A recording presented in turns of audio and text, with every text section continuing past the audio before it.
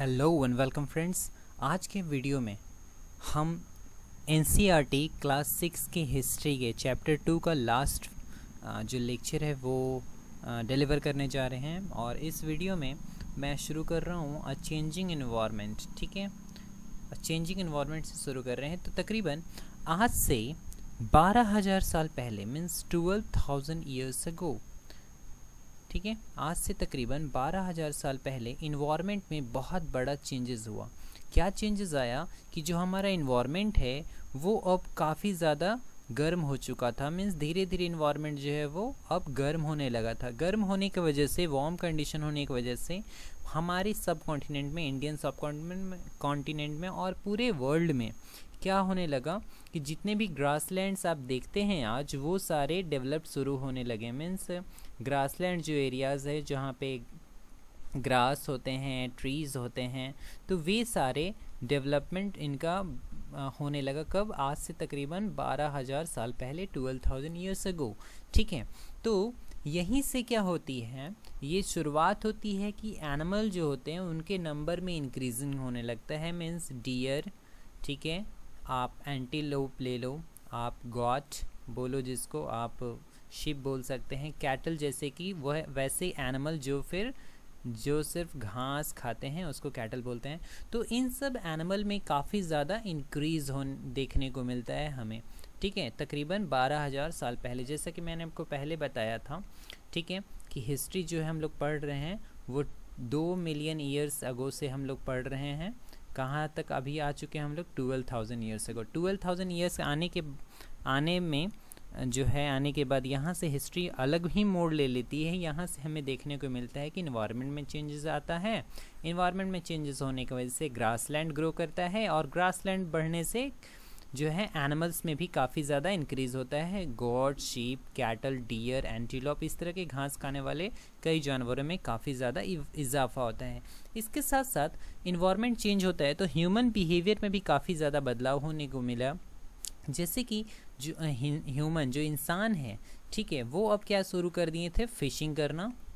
ठीक है, फिशिंग पे ज़्यादा ध्यान देने लगे और इसके साथ साथ वे लोग एनिमल को रियरिंग भी करना शुरू करते हैं। यहीं से एनिमल को पालना शुरू करते हैं और जो भी मेन, वीमेन, ठीक है, और बच्चे जो थे वो ये लोग काफ़ी ज़्यादा ऑब्जर्व करने लगते हैं। ठीक है, प्लांट्स और ट्रीज़ को कि कैसे ये ग्रोथ कर रहा है। प्लांट्स, ट्रीज़, ठीक है, ग्रासेस को ये लोग ऑब्जर्व करने लगते हैं। और इसके साथ साथ इन्हीं वर्षों में, मीन्स 12,000 ईयर्स अगो से ही शुरुआत हो जाती है फसल को पकते देखते हैं इंसान। ठीक है, राइपेंड क्रॉप्स, इसको वो लोग देखते हैं। और इसके साथ साथ इंसान ये भी देखना शुरू करता है कि किस तरह से फसल पकने के बाद, जैसे कि राइस, ठीक है, वीट और बार्ली का जो है वो प्रोडक्शन शुरू होता है। यहीं से खेती इसका लोग ऑब्जर्व करके शुरू करने लगते हैं। इसको लोग इकट्ठा करने लगते हैं, कलेक्ट करने लगते हैं और इसको एज ए सीड जो है वो लोग, इनके मन में आइडिया आता है कि क्यों नहीं इसको एज ए सीड यूज़ करके यहाँ से खेती किया जाए। तो यहीं से अगर आप देखें तो जो हमारे हिस्ट्री है वो अलग ही मोड़ ले रही है और यहाँ से इंसान जो है वो धीरे धीरे एक ह्यूमन सिविलाइजेशन, एक जो कह सकते हैं जो आज के समाज में जो ग्रामीण समाज है, गाँव का जो इस तरह का समाज होता है, वहाँ से यहीं से शुरुआत उसकी होती है। नहीं तो इसके पहले जो इंसान थे they were only hunter and gatherers. उसको सिर्फ हम लोग क्या बोलते हैं? हंटर्स बोलेंगे और गैदरर्स बोलेंगे, क्योंकि वे लोग सिर्फ हंटिंग करते थे और गैदरिंग करते थे। यहाँ अगर देखने को है, यहाँ पे राइस, वीट और बार्ली का भी कल्टीवेशन यहीं से शुरुआत इसकी हो जाती है। तो चलिए आगे चलते हैं और जानते हैं किस तरह से जो है हिस्ट्री का जो नेम है वो डिवाइड किया गया है डेट्स को। ठीक है, तो यहाँ पे जो मैंने आपको पहले बताया वही इस स्लाइड्स में लिखा हुआ है कि इंसान का जो फूड हैबिट्स है, खाने का जो हैबिट्स है, उसमें काफ़ी बदलाव होता है। एनिमल अब जो है खुद से क्या बोल सकते हैं उसको, खेती करना, फार्मिंग करना धीरे धीरे उन लोग के मन में आइडियाज़ आता है। और इसके साथ साथ एनिमल का जो ब्रीडिंग सीज़न होता है, ठीक है, एनिमल का ब्रीडिंग सीज़न, जिस सीज़न में एनिमल ब्रीड होते हैं, बढ़ते हैं, उस सीज़न को वो लोग काफ़ी ज़्यादा ऑब्ज़र्व करने लगे थे। और इनसे ये होता है कि इंसान जो है खुद का फूड हैबिट्स भी सीख लिया और एनिमल्स के भी फूड हैबिट को ऑब्जर्व कर लिया और उसी के हिसाब से एनिमल्स का फॉलो करने लगे वे लोग कि एनिमल कहाँ कहाँ जाता है, क्या करता है। ठीक है, इसी तरह से उन लोगों के मन में हर्डिंग करने का, जानवरों को पालने पोसने का विचार भी आता है और फिशिंग जो है ये इम्पॉर्टेंट हो जाता है। कब से ये शुरुआत होती है 12,000 ईयर्स अगो से। ठीक है, याद रखिएगा। इसको हम लोग बोलते हैं मिडल स्टोन एज। ठीक है, आगे मैं बताऊंगा। हिस्ट्री जो है वो 3 एज में बांटा गया है बेसिकली। ठीक है, इसको हम लोग मिडल स्टोन बोल रहे हैं, मिडल स्टोन एज। ठीक है, इसी में हम लोग देखते हैं कि जब इन्वायरमेंट में इतना बड़ा चेंजेस हुआ तो फसल ग्रो होने लगा, जैसे कि वीट, बार्ली, राइस, ये सब सारे नेचुरली ग्रो करने लगते हैं और इंसान जो है इसको देखता है, ऑब्जर्व करता है और इसको अपने मन में सोचने लगता है कि क्यों ना इसका हम लोग खेती करें। ठीक है, तो इस तरह से वे लोग के मन में आइडियाज़ आता है प्लांट्स को ग्रो करने का। ठीक है, चलिए आगे चलते हैं।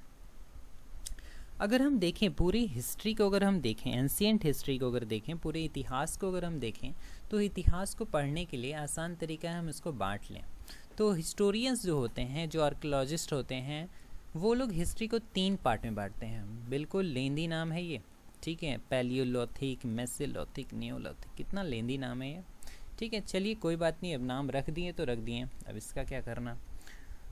ठीक है, तो पैलियोलिथिक एज जो हम लोग पढ़ेंगे ये 2 मिलियन ईयर्स से 12,000 ईयर्स तक आता है। Means 2 million years ago, means उस समय क्या थे इंसान, हंटर्स और गैदरर्स थे।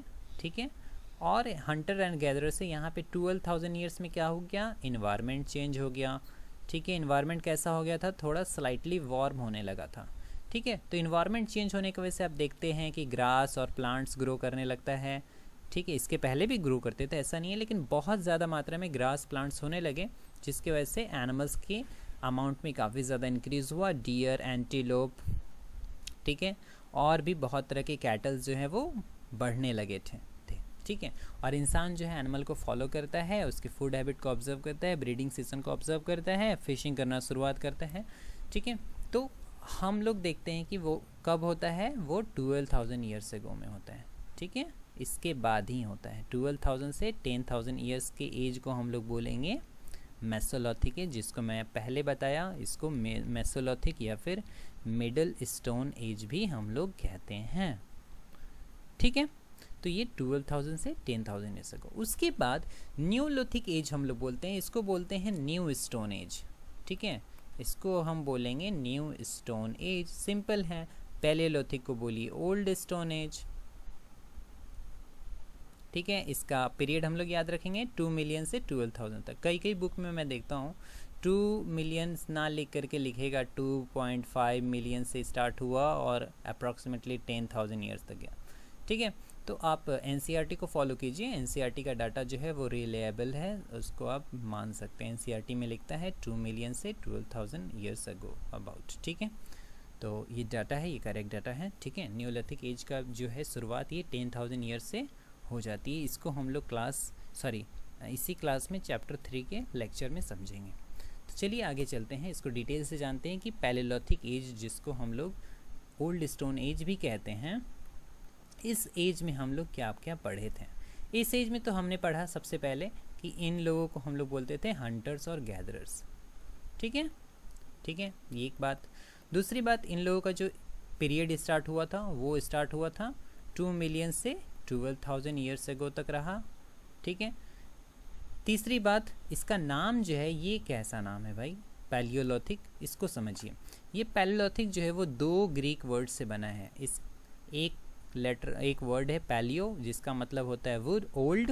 एक है लिथोस, लिथोस का मतलब होता है स्टोन, तो मतलब हुआ ओल्ड स्टोन। इसको सिंपल में आप याद रखेंगे, ओल्ड स्टोन एज बोल सकते हैं। ठीक है, इसका पीरियड जो है बता चुका हूँ, 2 मिलियन ईयर्स अगो से, 2 मिलियन ईयर्स अगो से ये अबाउट 12,000 ईयर्स अगो तक है। ठीक है, और इसको भी हिस्टोरियंस होते हैं, इतिहासकार, वो अपर, मिडल और लोअर में बांटे हैं कि ये है अपर, क्योंकि देखिए 2 मिलियन ईयर्स अगो से 12,000 ईयर्स बहुत काफ़ी ज़्यादा लंबा समय है।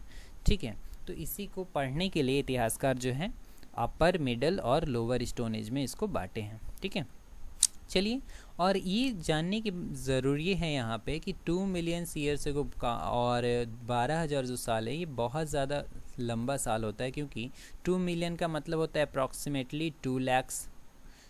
आज से 20 लैक्स होता है। आज से 20 लाख साल पहले, 20 लाख साल पहले से आज से लगभग 12,000 साल पहले के बीच का अगर हम बांटें ईयर्स, तो ये ह्यूमन हिस्ट्री का मतलब मानव समाज का जो हम लोग देखें, ये 99% हिस्ट्री हम लोग यहीं पे देखते हैं कि 99% हिस्ट्री इसी में छुपा हुआ है, ये रहस्य बना हुआ है। ठीक है, 99% ह्यूमन इतिहास मानव का, जैसे इंसान कैसे आया धरती पे, ठीक है, कैसे उन लोगों ने रहना शुरू किया, ये 20 लाख साल पहले से 12,000 साल पहले तक के इतिहास में ये रहस्य बनकर छुपा हुआ है। चलिए आगे जानते हैं मेसोलिथिक एज के बारे में। मेसोलिथिक एज वो एज है जिसमें इन्वायरमेंट चेंज हुआ था। ठीक है, याद रखेंगे मेसोलिथिक को हम लोग बोलते हैं मिडल स्टोन एज। ये एक बात ये याद रखिए। दूसरा बात, इसका हम लोग पीरियड याद रखेंगे। ठीक है, ये 12,000 ईयर्स अगो से 10,000 ईयर्स अगो तक है। ठीक है, तीसरी बात आपको याद रखने वाली बात ये है कि इन्वायरमेंट चेंज हुई थी इसी समय। ठीक है, इन्वायरमेंट चेंज होने की वजह से जो है इसका नाम जो हम लोग मेसोलिथिक डाल दिए, मिडल एज। चौथी बात आपको ये याद रखना है कि इसके पहले जो पैलेलिथिक था वो उसमें जब स्टोन टूल्स जो इस्तेमाल करते थे वो काफ़ी ज़्यादा ब्लंट वगैरह हुआ करता था, भारी था, बड़ा था। लेकिन जब मेसोलिथिक एज आ गया तो इंसान जो है स्टोन टूल्स, छोटे छोटे स्टोन टूल्स बनाने लगे, स्मॉल स्टोन्स के बनाने लगे।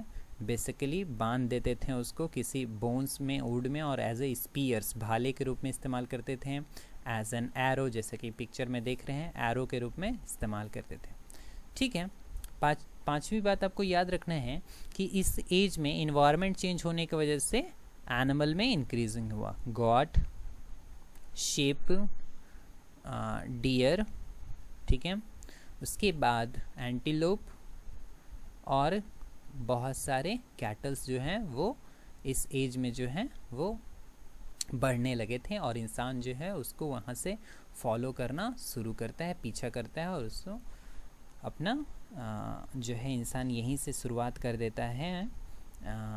थिंकिंग आइडिया आता है फार्मिंग का। ठीक है, यहाँ पे इंसान को फार्मिंग का थोड़ा सा आइडिया आता है, क्योंकि लोग जो है देखते हैं कैसे फसल पकता है, उसको ऑब्ज़र्व करना शुरू कर देते हैं। ठीक है, और इस एज में आप याद रखेंगे कि स्टोन टूल्स छोटा छोटा स्मॉल टूल्स से यूज़ होता था, और इस एज में फ़िशिंग वगैरह हुआ करता था। जैसे आप पिक्चर में देख रहे हैं, यहाँ पे मैन और वुमेन जो है वो फ़िशिंग कर रहे हैं। और बेसिकली आप देखें इस फिगर को तो इंसान जो है वो किसी नदी, नहर या लेक्स के किनारे ही वो अपना घर बनाया करते थे, बसा करना शुरू कर दिए। ठीक है, बसना शुरू कर दिए। बेसिकली अगर इंडियन सब कॉन्टिनेंट की बात करें तो नर्मदा रिवर के नज़दीक जो भीमबेटका एक जगह का नाम है, भीमबेटका, वहाँ पे सबसे पहले राइस का कल्टीवेशन हुआ था, खेती हुआ था। ठीक है, ये मैं चैप्टर 1 में बता चुका हूँ, आप उस वीडियो को भी ज़रूर देखें। चलिए आगे जानते हैं न्यूलिथिक एज के बारे में। न्यूलिथिक एज के बारे में हम लोग डिटेल्स में पढ़ेंगे चैप्टर 3 में। तो अभी के लिए फ़िलहाल के लिए आप जान जाइए कि इंसान धीरे धीरे आगे बढ़ रहा है, और न्यूलिथिक एज जो है वो स्टार्ट हुआ है 10,000 ईयर्स अगो से। ठीक है, उसके बाद दूसरा स्टार्ट याद रखना कि इसमें काफ़ी ज़्यादा चेंजेस हुए, एग्रीकल्चर लोग करने लगे। ठीक है, इसके साथ साथ अब जो लोग हैं मरने के बाद उसको बेरियल, दफनाने भी लगे थे। ठीक है, एनिमल को टेम करना शुरू किए, पालना शुरू किए। ठीक है, डोमेस्टिकेशन होने लगा, एनिमल का पालना पोसना शुरू होने लगा। ठीक है, अब जो लोग हैं अपने चूँकि वो लोग एग्रीकल्चर करते थे तो वो लोग अपना अनाज को स्टोर हाउस में कलेक्ट करने लगे थे। ठीक है, इस तरह से कुछ अपने गांव में लूम्स का भी काम करते थे, छोटे छोटे टूल्स वगैरह बनाने का भी काम करने लगा, और हैंडीक्राफ्ट का शुरुआत यहीं से होता है। और यहीं से हम लोग देखते हैं, ठीक है, कि विलेज का एक छोटा सा कह सकते हैं स्टार्ट होता है। ठीक है, विलेज यहीं पे लोग गांव में बसना शुरू करते हैं, और हाउसिंग का प्लान जो है और विलेज का प्लान यहीं से आता है। खैर, इसको हम लोग डिटेल में जानेंगे क्योंकि ये काफ़ी इंपॉर्टेंट है हम लोगों को न्यूलिथिक एज पढ़ना। चैप्टर 3 में हम लोग इसका डिस्कस करेंगे। ठीक है, आप चैनल को सब्सक्राइब करे रखिएगा जिससे कि आपको आगे का वीडियोज़ भी मिलता रहेगा। चलिए आगे जानते हैं रॉक्स पेंटिंग के बारे में कि हम लोग जो है ह्यूमन हिस्ट्री को अगर जानना चाहें तो पेंटिंग से भी हम लोगों को काफ़ी ज़्यादा मदद मिलती है और पेंटिंग से भी हम लोग इतिहास को ईज़िली समझ सकते हैं। तो चूँकि वो लोग जो मैन और वुमेन जो भी थे उस ज़माने में, वो लोग पेंटिंग्स बनाया करते थे, ठीक है, अपने टाइम पास के लिए। जैसे आज के ज़माने आप लोग टाइम पास के लिए क्या करते हो, वीडियो गेम्स खेलते हो, ठीक है, और भी बहुत सारे गेम्स है, क्रिकेट, फुटबॉल, ठीक है। तो उसी समय अर्ली मेंस के समय ना लोग जो हैं वो केव्स में पेंटिंग बनाते थे, पत्थरों पे पेंटिंग बनाते थे। दैट्स वाई इसको हम लोग रॉक पेंटिंग बोलेंगे। अब आप बोलिएगा रॉक पे कैसे पेंटिंग करेंगे? नहीं, ऐसा पॉसिबल था, क्योंकि ऐसे बहुत से कह सकते हैं स्टोन्स होते हैं, जैसे कि लाइम स्टोन हो गया, बहुत सारे ऐसे स्टोन हैं जिससे हम लोग पेंटिंग बना सकते हैं। लाइक चारकोल से भी बना सकते हैं, ठीक है, कोयला वगैरह से भी बना सकते हैं, ठीक है। और भी बहुत सारे टूल्स हैं, लाइक हम उसको पत्थर में डिगिंग करके, खुदाई करके भी पेंटिंग्स बना सकते हैं। बहुत टेक्निक्स हैं, ठीक है। और पेंटिंग में अगर हम लोग देखें तो क्या बताता है पेंटिंग, ये भी काफ़ी इम्पोर्टेंट है, ठीक है। तो आपको पेंटिंग्स देखने को मिलता है कहाँ पे? केव्स में, गुफाओं में, ठीक है। इसके साथ साथ आपको जो भी दीवारें होती थी, जो जहाँ लोग रहते थे, जैसे कि गुफाओं में जो पत्थर होते थे, बड़े बड़े पत्थर और दीवार होते थे, उसमें भी हम लोगों को पेंटिंग्स देखने को मिलता है और उसको हम लोग रॉक पेंटिंग बोलते हैं, ठीक है। तो ऐसा आपको कहाँ देखने को मिलेगा? ऐसा आपको मध्य प्रदेश में देखने को मिलता है और उत्तर प्रदेश के साउदर्न पार्ट में, ठीक है। अगर आप मध्य प्रदेश का बात करें, ठीक है, अगर आप मध्य प्रदेश का बात करें, ठीक है, तो यहाँ नर्मदा रिवर हुई, ये विंध्यास रिवर, ये नर्मदा रिवर के नज़दीक जो यहाँ पे भीमबेटका जगह का नाम है, ठीक है, भीमबेटका, ये उसी केव्स का पेंटिंग यहाँ पे दिखाया गया है पिक्चर में। भीमबेटका पेंटिंग है, भीमबेटका रॉक पेंटिंग।